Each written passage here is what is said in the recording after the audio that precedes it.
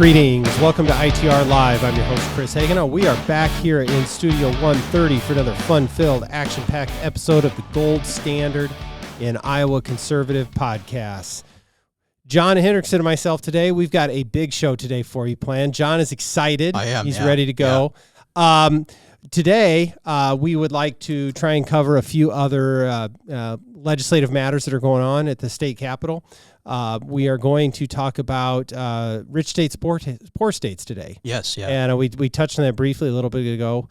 And also today we've got a special feature. So yes. I guess at this point I need to let you take it away, John, because I can't. Well, there's always been a segment where you've had what did John get in the mail? Right. And yesterday late afternoon you got something in the mail, which I didn't know that I'd ordered anything. And so this is a surprise. I was hoping Chris would be here to see this, but okay, but this is now what did Chris get in the mail? Okay, well, this is exciting because I have no idea what this is, but this is really pleasant wrapping paper with these flowers on it. Yeah, that's what it came in. Oh, okay. I was going to say, is that what your standard issue wrapping, John? So I have no idea what this is. So, all right. Yes, this is. Okay, so we've got, John, what exactly we got here? That is your official Spies Like Us binoculars. Yes, so. That is original film. Original film.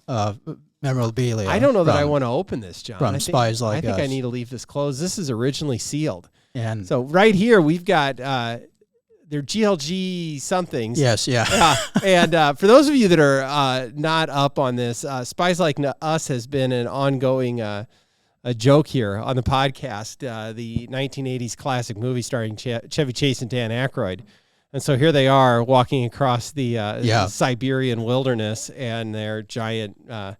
That's just fantastic, John. And I, of course, being absent-minded, I not only forgot Mr. Hoover again, but I was going to actually stop at the store this morning and get you a Pepsi Zero. I think you need to have a Pepsi. This all started when we had the construction on the patio out here, and we had no idea what they were building, and we thought maybe they were building an underground bunker and like mysterious people that are playing ping pong all day that we can hear. Yeah, the federal government. It's a government job. That's fantastic, John. Thank you very much. That made my day. So.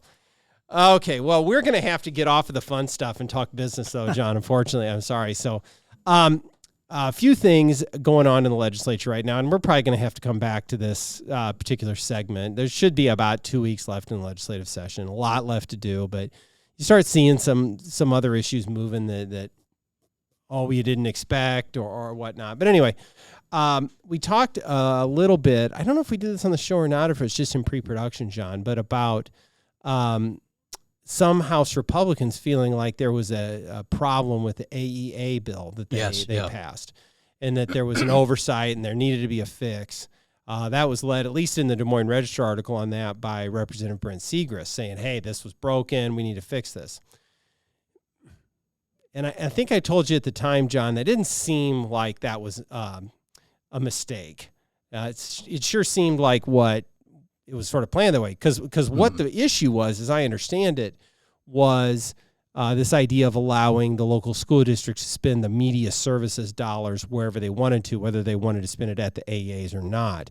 Well, that was my understanding of the intent of the bill, of the deal that they cut anyway. Is that kind of the way you understood it as well? Yes, yeah. Okay. Yeah, I think you're right on that. And I'll tell you, look, I don't want to put too much confidence in the legislature because having been there, I know that it's, they can mess things up once in a while. Usually, though, there's a lot of people that see each bill. There's a lot of eyes on it. And a piece that's that big, and I told you this at the time, John, that it was that important to the bill itself that was done that way. I didn't feel like that was a mistake or an oversight. That I think it's just somebody maybe had a little buyer's remorse or didn't understand what they were voting on when they cast their vote.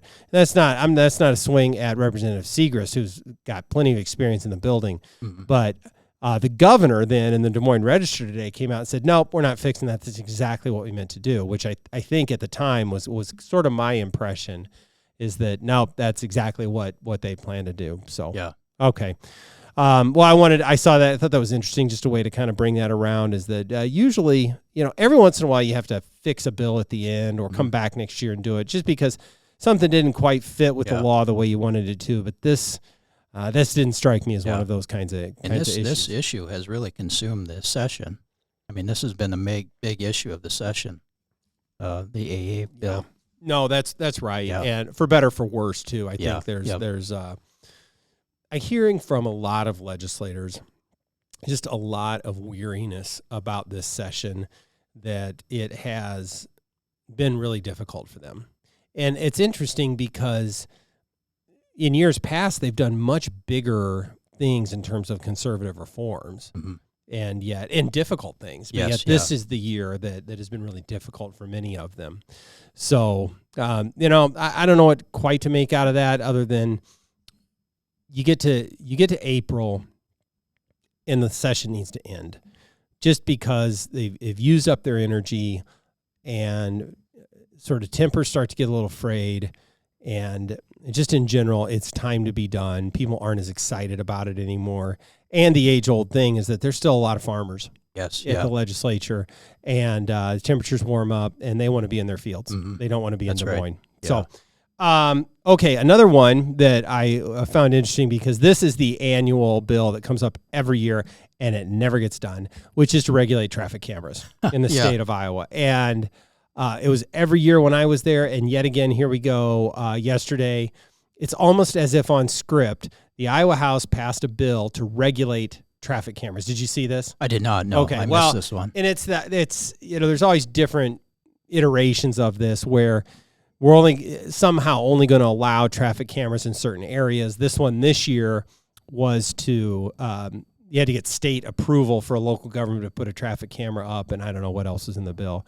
And then exactly on script, here comes the floor amendment to that bill to completely ban traffic cameras in the state of Iowa. Been there, done that, and that failed on just a very thin margin, like it does every year. So the amendment, which was offered by John Wills to completely eliminate traffic cameras, failed. I think it was 50 to 47, which is just about it. I don't know. Do you have strong takes on the traffic cameras, John? I mean, it's sort of a freedom and liberty issue for some folks. I don't. I know a lot of people are passionate about this, and I always joke that I'm pretty cautious driver, so they don't bother me. But up to the point of being a not driver. Yes, sometimes. Okay, yes, all right. Absolutely. Yeah, all preferences. I prefer not to drive, but if I was in the legislature, I'd vote to ban them. Yeah. So I would agree on that side of the. On the issue of it, but I imagine once again that whole local control thing probably came up. Yeah, probably. Yeah, probably. I mean, it just seems like the it was the response to everything now. Yeah, actually, and I think if you went back and asked some of the folks that are still there that are running these bills, one of the most fun I had when I was majority leader was running that bill. Yeah, it was, and I think that bill, one year, I can't remember was the only time I voted against a bill that I called up for debate. And I told everybody, hey, this one's a free vote, folks. I'm not whipping votes. I'm not counting votes. And both sides wanted to run their bill. The regulators wanted to run their regulation bill, and the ban folks wanted to file it. And I said, knock yourselves out, guys. Let's just go. So who's I mean, is it the state or the local government officials that are pushing to have this? Is that typically you get specifically law enforcement that finds value in them. I think that's right. I know in my time, the Cedar Rapids Lynn County delegation would always push really hard against that because of what they have. If you're familiar with Cedar Rapids and Interstate 380 going through there, the S curves or whatever they call it, they've had cameras on there for a long time, and I think they get quite a bit of money off of it. Yeah. And other communities that do very well with their traffic cameras. So that's usually where it comes from. But as these proliferate, I don't know, you're going to see more and more communities that are hooked on the revenue, but you're also going to have more and more people ticked off by the fact that they exist. I mean, we talked about them putting these up at Newton and Grinnell along Interstate 80 between Des Moines and Iowa City. That's a lot of people across the state of Iowa are getting a lot of tickets that they don't want to have to pay. So anyway, it's just that, must be April of a legislative session Yes, if we're having a traffic camera bill. Another bill that passed, which we talked about here, it was the foreign ownership of land bill. Yes, yeah. And so that's off, and that's I think the governor even signed that Governor now. signed it yesterday, I believe. Yeah. So, yep. And I don't know that that's necessarily a huge new piece of policy in terms of what it actually does, but I think it's important that they're mindful of the issue. Yeah, yep. And not even just foreign ownership of land, but out-of-state ownership of Iowa land is really becoming a bigger issue over time as the percentage of Iowa farmland that's not farmed by the resident continues to grow. Yeah, I think it's a big issue, and I, it's not necessarily our issue, but I was supportive of it because I think it is a serious issue with China buying more farmland and even buying other parts of U.S. infrastructure. And I think Iowa, as you and I have talked about, has already some good laws on the books about this. This just adds more transparency and makes that a little bit stronger. And tries to hold the federal government accountable on their end of tracking these things. So, absolutely. Well, it's a good piece of policy. I don't want to diminish it at all, but okay. Well, that's, I think, we talked about legislative update last week, a few more pieces I saw pop up yet today. Like I said, I expect about 2 more weeks of the legislative session left. We've still got to get a tax bill. I think we'll have a property tax cleanup bill come out and an income tax bill, a deal on the budget. I know they're still talking about some reforms to the unemployment trust fund system. Again, not really our issue, but those are some pieces that are still out there, but it feels like it's starting to snowball a little bit. So good. All right. Well, John, you spent some time this morning talking about the new rich states. I can't talk today. Rich states, poor states report. Yeah. And we had Jonathan Williams in here to kind of preview that for us. Yeah. It's probably been 2 or 3 weeks ago now, but I'm going to let you explain what you've learned about this year's rich states, poor states, and what the takeaways are. Yeah. So I just was on a conference call with Alec, who does the Rich States, Poor States Index, which is a state competitiveness index. And it's hard to believe, but this is today they're celebrating the release of the 17th edition. So 17 years of doing this. And what they do is they measure state economic outlook and also, I got to look at my notes here, state economic performance rankings. And they do it on several metrics, and I want to just highlight the top 5 states. And for 17 years in a row, Utah has come in number 1. And this year, the top 5 are Utah, Idaho, Arizona, North Carolina, and Indiana. I'll just do the top 10, then followed by Texas, our neighbor South Dakota, then Wyoming, Oklahoma, and North Dakota is the top 10. And the bottom 10 are the same, which is interesting. These are your blue progressive high-tax states: Connecticut, Hawaii, Oregon, Maryland, our neighbor to the north, Minnesota, Maine, New Jersey, California, our other neighbor, Illinois, Vermont, and then New York coming in dead last. And Iowa is in the middle. We rank 34th in terms of economic outlook, and then 36th in terms of economic performance. And I was able to ask on the call today, because we had Jonathan Williams talking about this as the co-authors of the report, Arthur Laffer and Steve Moore. And all 3 of them are always great to listen to. But I had a chance to ask. I said, how can Iowa improve? Because we've really done some good things in terms of tax policy. And one of the reasons why we're not moving in this ranking is because our tax cuts are being phased in. And also the other thing, we are still being penalized because of high property taxes. And I want to come back to that if I could, because Jonathan made a good point on the call today about property tax. And then also we are phasing out our death tax, the inheritance tax, and that we also are getting nailed for that. But we do come in number 1 for being a right-to-work state. And Arthur Laffer and both Steve Moore talked about how important that is, because one, right to work doesn't mean anti-union. It just means you have the choice whether or not to join a union, and they're seeing evidence that states that have right to work are actually seeing higher percentages of job growth. But really the formula that's the top states, how they're being successful economically, is because they're following this formula of controlling their spending.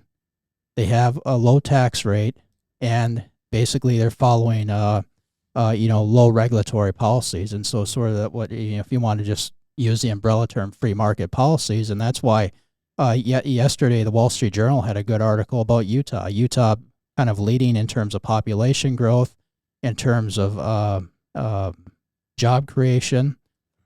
Utah is having high wages right now too because of the demand for work, and also because their economy is so strong.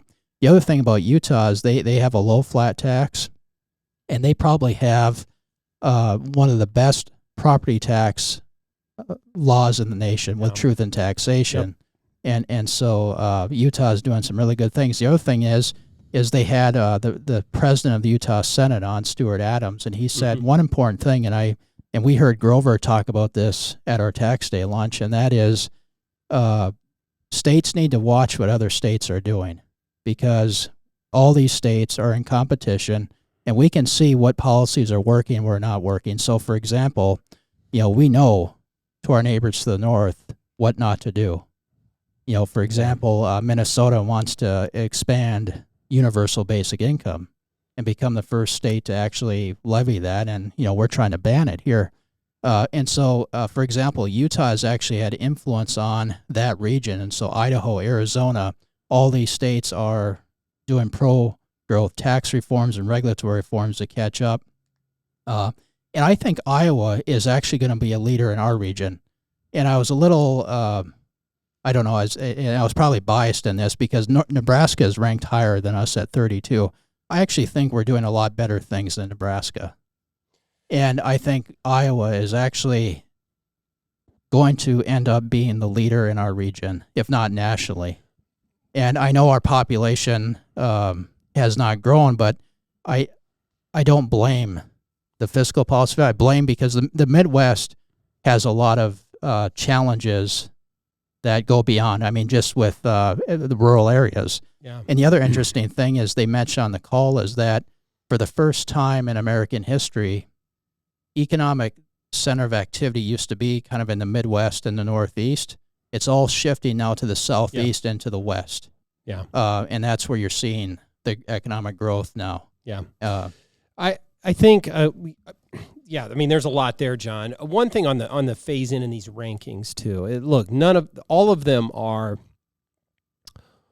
They're not arbitrary, but what factors you pull from and what weight you give them, and I think rich states, poor states does a great job of it. That's not to diminish that at all, but they have to rank some of these things, and maybe some states are better at some than others. However, I think they're useful. The phase-in, though, is important, and this has come back to a conversation we've had with Jared Walczak at Tax Foundation, that we're not there yet. Yeah. So we've passed the law. We will get there. To say we're phasing this in isn't to say that, well, there's other tax bills that need to happen. Is that we still in these national rankings aren't given full credit for where we will end up. That's right. And once, give us 2 or 3 more years when all of those changes, whether it be the inheritance tax, the income tax, that we will score better on these rankings without question. And some of the regulatory things we are improving on year over year, especially as it becomes. I think there's a greater visibility of the importance for regulatory reform. So I expect us to continue to rise, even without a whole lot of additional action from the legislature. That's important. And yes, there's the age-old thing is that we don't have mountains and oceans here to pull people into Iowa. Yeah, I don't know. I think there's a little more made out of that than needs to be, because I think Iowa's a great place to live. Yes, absolutely. And there are people that choose to locate here. And at the same time, I'm not even sure that I want to pull in everyone from California, in Illinois, and Minnesota either. I mean, we need to be able to meet our workforce challenges with our businesses. But I don't know that I want explosive growth just by importing people from the failed blue states. That's right, yeah. So anyway, all of that. I like the rankings. I like looking at them, and it's a good benchmark. But the other thing too, we've talked about it. I suppose I'm going to put you on the spot a little bit here, John, and I apologize, but when you talk about some of these top 10 states and bottom 10 states, my sense is that lines up pretty good with some of the population migration numbers that we've talked about in the past, is that these states that have good economic growth regimes are outperforming or drawing in people to their states. And you talked about Utah. Yeah. At the expense of these states. Yeah.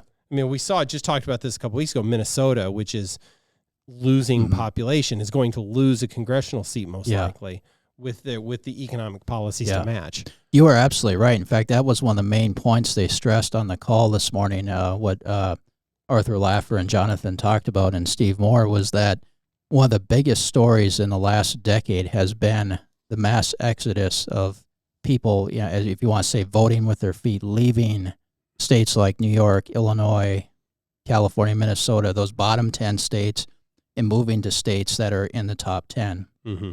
Because, even South Dakota, which is not getting a lot of people, they're still increasing their population. They're getting people from Minnesota. We're getting people from Minnesota. In Illinois, I think I saw last year we had close to, it was either 8,000 or 9,000 people from Illinois moved to Iowa. Yeah. And Steve Moore pointed out that, it's really a crime what's happening to these major cities because the liberals are running them into the ground. Chicago has an openly Marxist mayor. Yeah. The crime is driving people out. It's destroying property values. So you're absolutely right. That's a huge story of why, people are going to Utah, going to Texas, going to Florida because, they're tired of those policies. Yeah. It's driving people away. Yeah. People want to live. They want to be successful. Yeah. They want better jobs. They want to keep more of their income. They want to live free.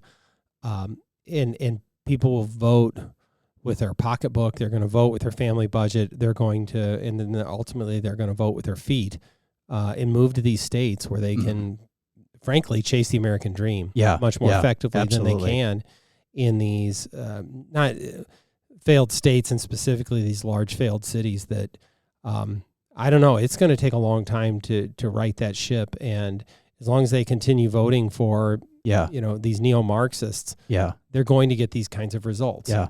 And it does, as what the Senate president from Utah was saying, this takes time. I mean, Utah has been doing good policies for a long time. And so, states cannot just turn around on a dime. And so just like what we're doing in Iowa, the governor and the legislature have been doing things with great prudence. And, they've been doing responsible tax cuts and doing a good effort of controlling spending. And so this all takes time and that's good. I mean, it's not, it's good to be careful about these things. Right. I mean, we're 6 years in now in the tax cutting journey that we've been on here in Iowa. This isn't just something that woke up and it's hard to believe that it's now been that long that we've been doing this and we'll continue to do some more this year. But it does take time and it's important to do it the right way. And I come back to maybe this is a place to kind of land on this, John, but I will put Iowa's record of what we have done up against any other state in the union over the past 6 to 8 years. Absolutely. Second to none. Yeah. I am confident that it's working and that we will see it. It's already showing up in the numbers, whether it's national rankings or our own state numbers, and that is only going to get better. Yeah. And we will be able to, whatever the window of time is, when we can look back on it and say, see, it works. Mm-hmm. All those things we told you would work, we put into principle. We took those principles, put them into action, and they worked. Yeah. And then that will be, I think, a very compelling story to tell the rest of the country. Yeah, I just want to share 2 more points from the call because I think they're worth sharing. The first was kind of a scary one, and I never thought about it in this context before, but I agree. But Steve Moore brought up a point about one of the greatest dangers that he sees in terms of policy right now is he said that liberals know what they're doing at the state level. They know that their policies are failing, even if they don't admit it. And he says what they're trying to do, and I agree with it. He said they're trying to federalize all these issues. And so having the federal government control everything, so it basically states have to be fall under that, in terms of regulation and other laws. And, for example, they said that there's 10 states that are trying to fight Medicaid expansion. And they said once you fall into that, you're under the thumb of Uncle Sam. And so they said one of the greatest battles that states can do right now is to try to have, try to restore federalism. And that's not going to be easy. But they said to fight especially the Biden administration attempt to federalize everything and take away state sovereignty over issues is going to be a huge battle. Yeah, that slide has been ongoing for a long time. It seems to be only accelerating. The Medicaid expansion has been horribly expensive for the state of Iowa. And yes, I suppose there's people that have health care that would be expensive or unattainable for them in other places. I don't know about that, but it is a huge drain on the state budget to comply with Medicaid expansion. Yeah.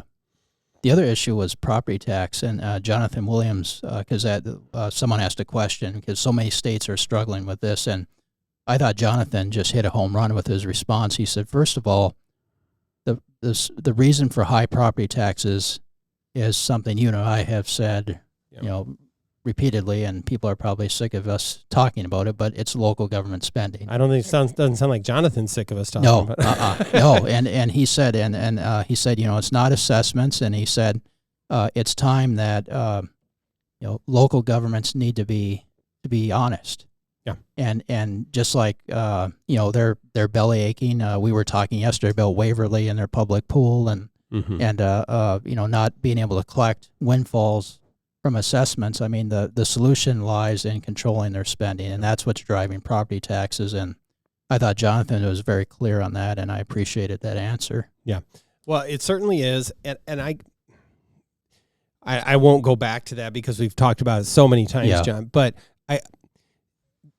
in the context of progression, rankings, progress on issues, on tax policy, on tax burden, I believe that we are winning on specifically the property tax issue. Yes, I agree. At least in terms of setting the narrative for what needs to be done. Mm-hmm. I believe that certainly more Iowans are waking up to the real root of the problem. I think our policymakers are waking up to what's really going on. So I'm optimistic. I think the solutions are going to be very difficult to find, because it is going to involve some setting of priorities and some difficult decisions. Absolutely. Yeah. But I think once we can clearly identify the problem, I think it becomes easier to find real solutions to it. And and it is also, I think, good to know that we're not the only state that's struggling with this. The property tax. The property tax burden is a consistent theme across the country. Mm-hmm. So I was looking at a bill that actually one of our friends and a listener of this program, Matt Everson, shared with me last night that Wyoming's considering a bill that would not completely, but basically eliminate their property tax by shifting a 2-cent increase to sales tax. Now, I don't know enough about Wyoming's tax structure, and I'm always suspicious of tax shifts, but I mean, there's a lot of states that are wrestling with this issue and looking at different solutions. Right, it's right, because we feel the same way about shifts, whether it's taking state general fund dollars to pay part of that obligation or raising another tax to take the place of another. You're really just moving things, taking money out of a different pocket. That's right. When it comes to the taxpayer, which is why it's important that we continue to stress that the real solution, because what we're really talking about here, John, is Iowans' overall burden. How much does government at any level, through any vehicle, take from them? Income tax, sales tax, property tax, fees, on down the line. And we've done a great job of shrinking some of those things and taking some of them off, like the inheritance tax, which is gone altogether. Yeah. Retirement income, gone altogether. Reducing the income tax. Trying to get but what we're concerned about is that overall burden. What do I pay just for the my obligation as a citizen. Yeah. And the next big one is property taxes. But just shifting it off of one burden to the other doesn't reduce my overall obligation. That's right. And it might be a little bit for, because not every taxpayer is similarly situated. You may have someone that doesn't make a lot of money but happens to have a lot of property or vice versa. But that's the problem with a tax shift. Because what Iowans, at least the folks that talk to us, and there's quite a few of them, they want to pay less in taxes. That's right. They're tapped out, especially in the current economic environment. And Biden's inflation, which I saw yet again this morning, that inflation is not coming down as quick as some thought. These economic experts that predicted that we'd weather the storm and that the Federal Reserve could go back to cutting interest rates. Well, wait a minute. Apparently the liberal policies were just as dangerous as we thought, and yet inflation persists. So it is important that we continue to keep the individual taxpayer in mind and their overall burden as we pursue these reforms. Yeah. It's funny, Steve Moore made a good comment. He said it was interesting how California, that they're running a severe budget deficit, yet they keep increasing taxes. But, I mean, some of the high tax advocates in Iowa keep saying that's what we need to do here. Comes back to Margaret Thatcher's favorite, famous absolutely. quote, eventually you run out of other people's money. And that will happen at some point. So. Yeah. All right, John, I think that's about all the time we got for today. All right, well, that was good stuff. So, all right. Time for us to get a Pepsi. It is. I'm going to stick with the Dr. Pepper Zero Sugar because, we've all got our vice in this world. But be that as it may, thanks for joining us. Don't forget to like and subscribe. Don't forget to check us out on YouTube and or Rumble.